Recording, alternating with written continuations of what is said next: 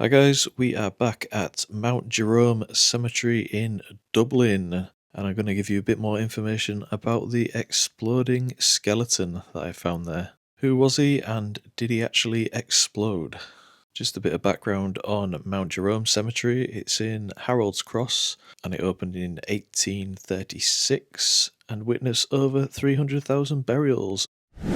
Okay, so the skeleton in question lies in the Edward Dycer Mausoleum, who died in 1855, and he was the first person to be laid in the mausoleum. Not unsurprising because his name's on the door.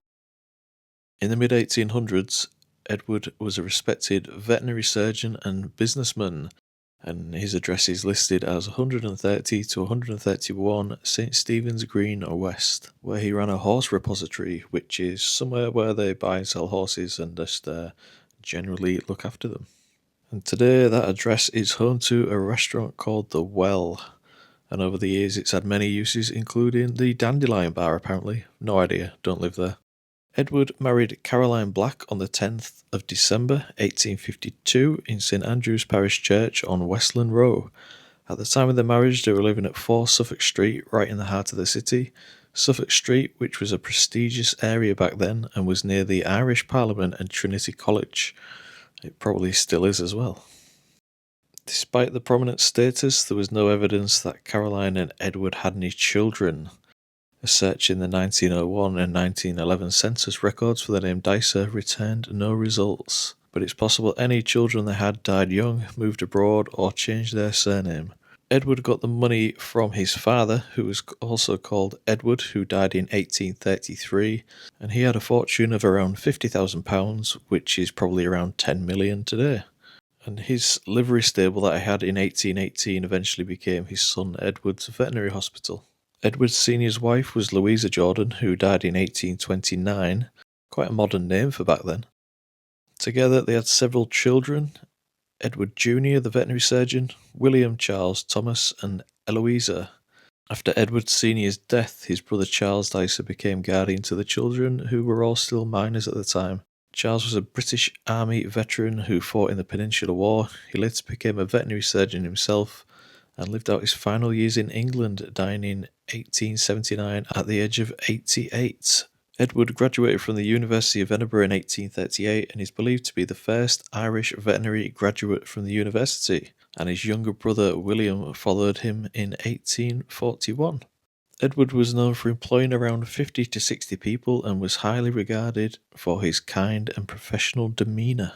William died in April 1861 at just 39 years of age. His death was sudden and unexpected, according to the Freeman's Journal, whatever that is.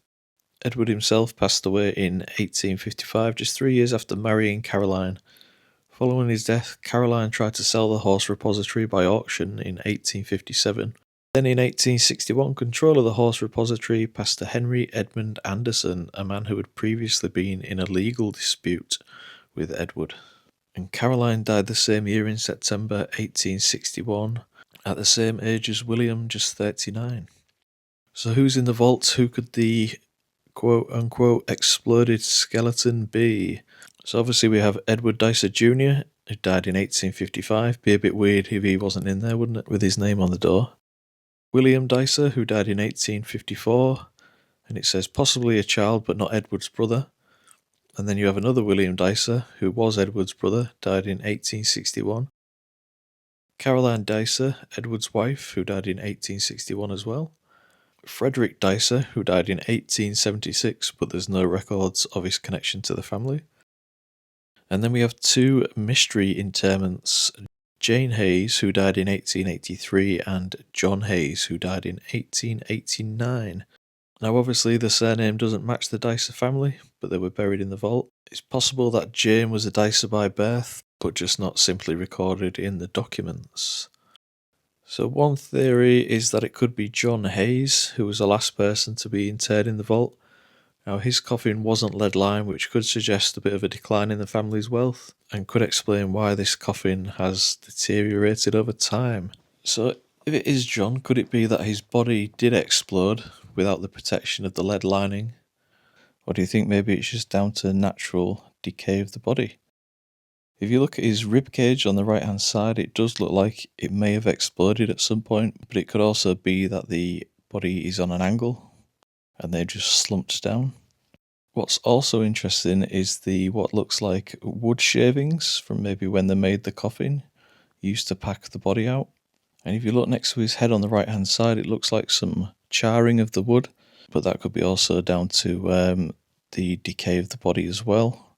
Alright guys, let me know what you think in the comments. Hopefully you've enjoyed this video.